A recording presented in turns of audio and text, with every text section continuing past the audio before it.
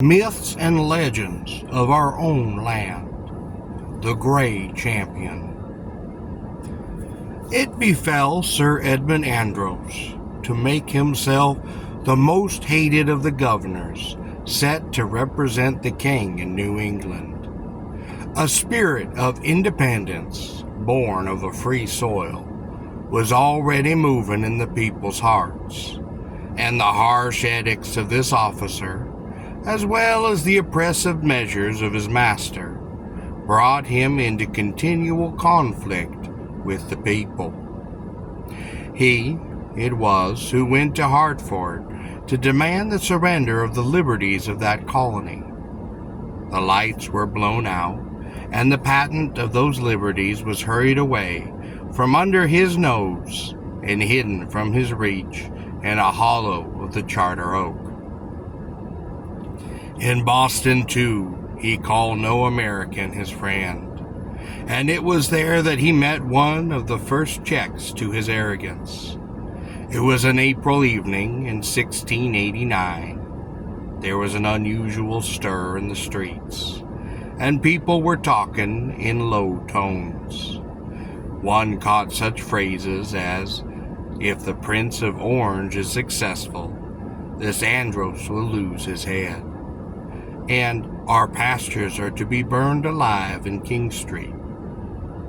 "The Pope has ordered Andros to celebrate the eve of St. Bartholomew in Boston, or we are to be killed." "Our old governor Bradstreet is in town, and Andros does fear him." While talk was running on this excited strain, the sound of a drum was heard coming through Cornhill. Now was seen a file of soldiers with guns upon their shoulder, matches twinkling in the falling twilight, and behind them, on horseback, Andros and his counselors, including the priest of King's Chapel, all wearing the crucifixes at their throat, and all flushed with wine, all looking down with indifference at the people in their dark cloaks and broad-brimmed hats, who looked back at them with suspicion and hate. The soldiers trod the streets like men unused to giving way, and the crowd fell back, pressed against the buildings. Groans and hisses were heard, and a voice sent up this cry, "Lord of hosts, provide a champion for thy people." Ere the echo of that call had ceased, there came from the other end of the street, stepping as in time to the drum, an aged man, in cloak and steeple hat, with heavy sword upon his thigh. His port was that of a king, and his dignity was heightened by a snowy beard that fell to his waist. Taking the middle of the way, he marched on until he was but a few paces from the advancing column. None knew him, and he seemed to recognize none among the crowd.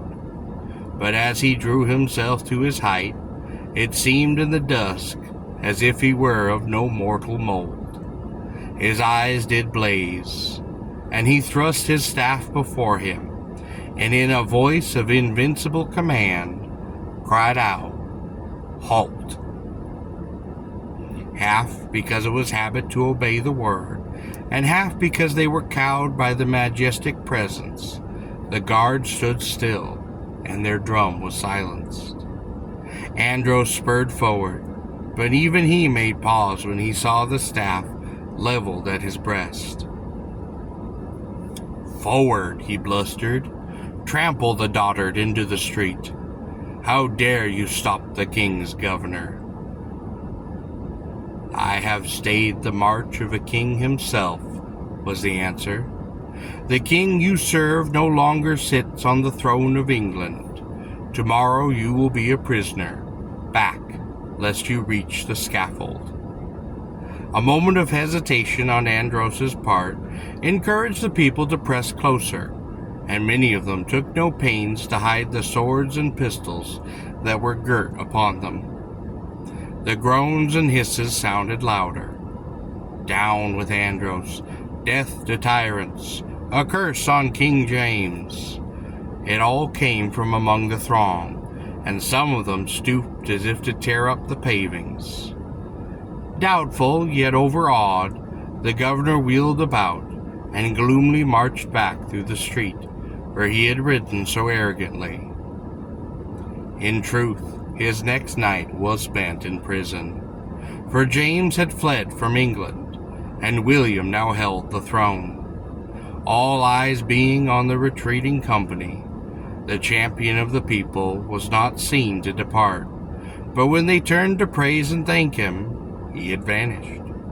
There were those who said that he had simply melted into twilight.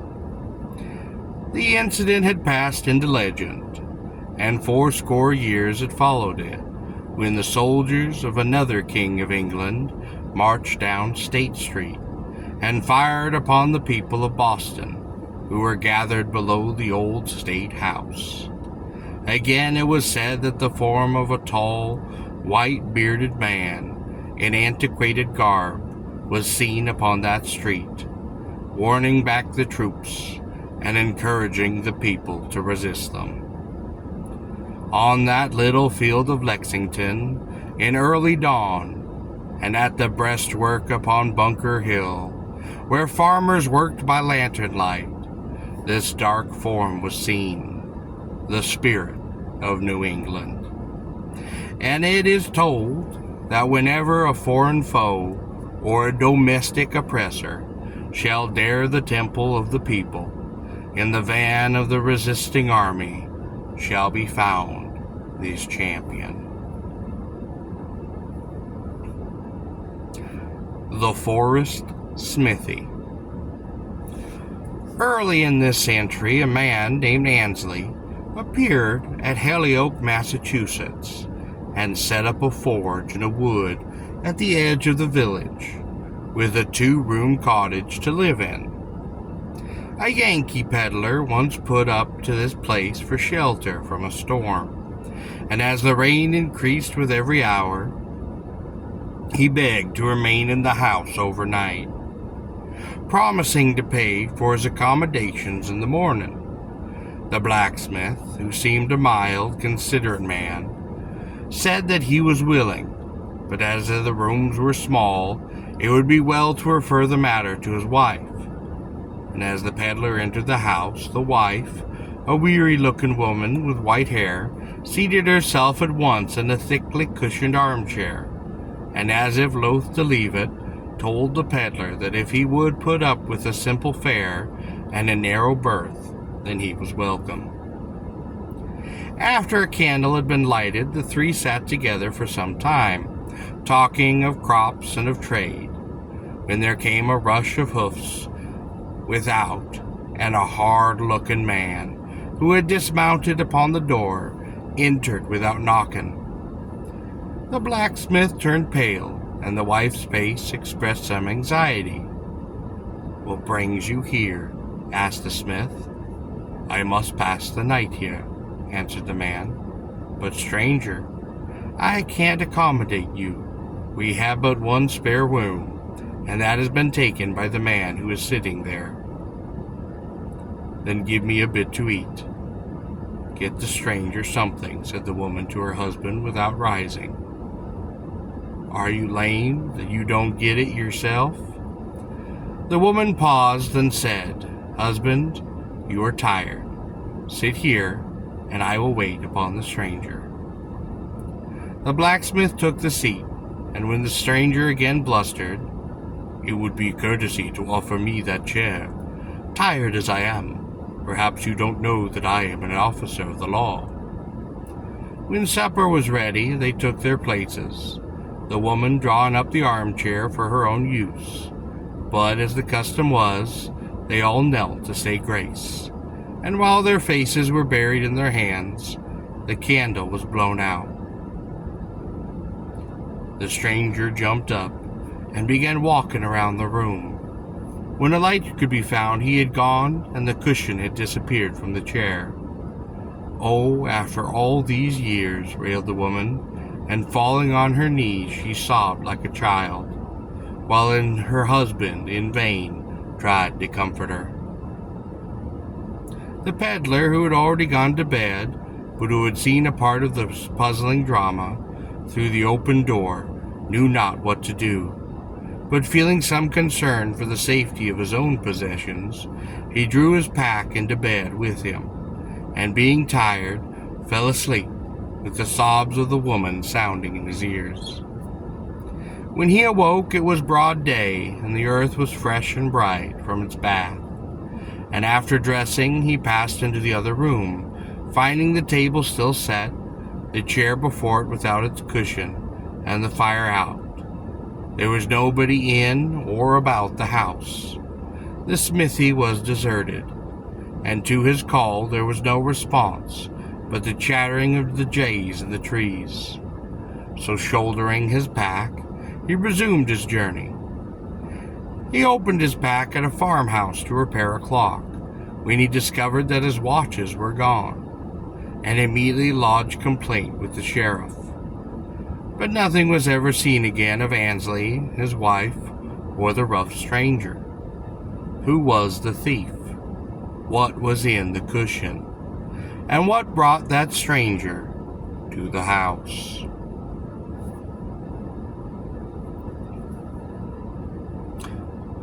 Wakoona Falls.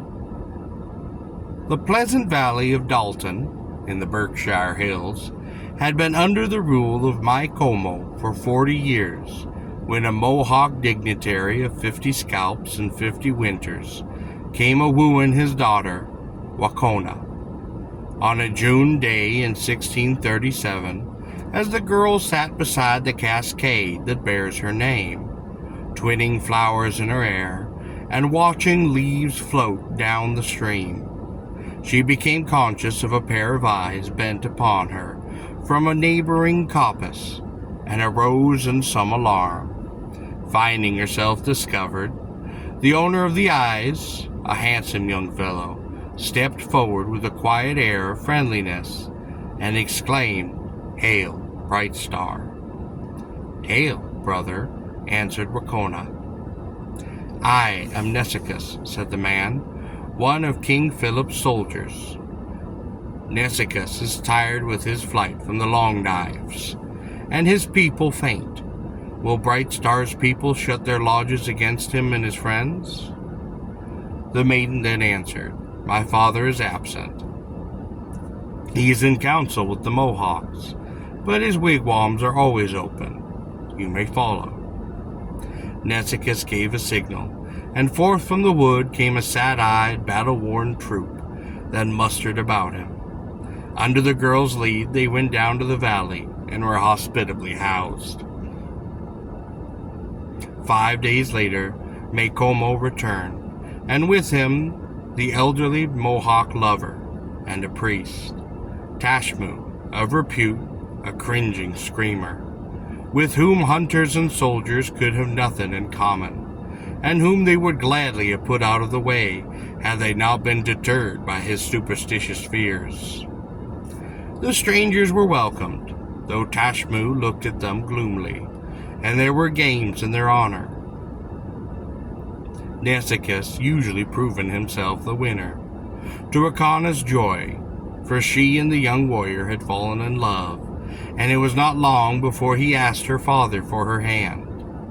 Maikomo favored the suit, but the priest advised him, for political reasons, to give the girl to the old Mohawk, and thereby cement a tribal friendship that in those days of English aggression might be needful.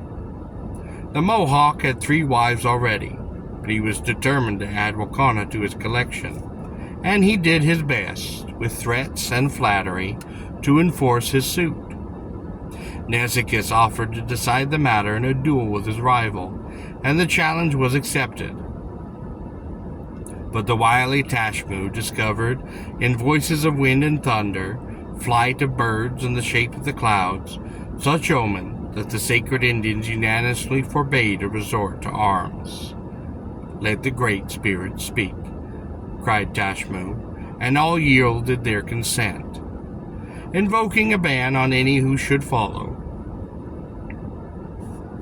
Tashmu then proclaimed that he would pass the night in Wizard's Glen, where by invocations he would learn the divine will. At sunset he stalked forth, but he had not gone far ere the Mohawk joined him, and the twain proceeded to Wakoona Falls. There was no time for the magical hocus-pocus that night, for both of them toiled sorely in deepening a portion of the stream bed, so that the current ran more swiftly and freely upon that side. And in the morning, Tashmu announced in what way the Great Spirit would show his choice. Assembling the tribe on the riverbank, below a rock that midway split the current, a canoe with symbols painted on it was set afloat near the falls. If it passed the dividing rock on the side where Nesicus waited, he should have Wakoona, and if it swerved to the opposite shore where the Mohawk and his counselor stood, the Great Spirit had chosen the old chief for her husband. Of course, the Mohawk stood upon that deeper side, and came the little boat, keeping to the center of the stream. It struck the rock, and all looked eagerly, though Tashmu and the Mohawk could hardly suppress an exultant smile. A little wave struck the canoe, it pivoted against the rock, and drifted to the feet of Nesicus. A look of blank amazement came over the faces of the defeated wooer and his friend, while a shout of gladness went up, that the Great Spirit had decided so well. The young couple were wed with rejoicings, and the Mohawk trudged homeward, and to the general satisfaction, Tashmu disappeared with him. Later, when Tashmu was identified as the one who had guided Major Talcott's soldiers to the valley, the priest was caught and slain by Macomo's man.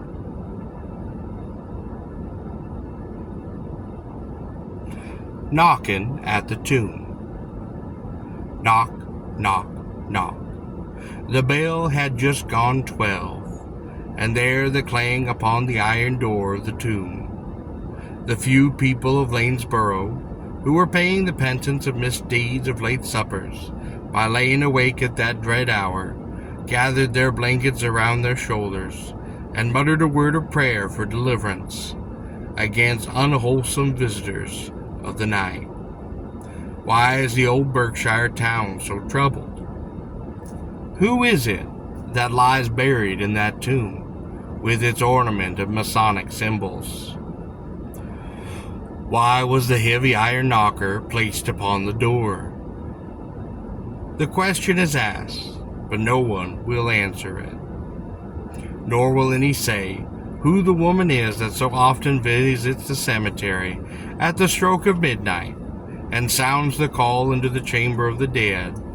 Starlight, moonlight, or storm, it makes no difference to this woman. There she goes, in her black cloak, seen dim in the night, except where there are snow and moon together. There she waits, her hand upon the knocker, for the bell to strike to set up her clangor. Some say that she is crazy, and it is her freak to do this thing. Is she calling upon the corpse to rise and have a dance among the graves? Or has she been asked to call the occupant of that house at the given hour?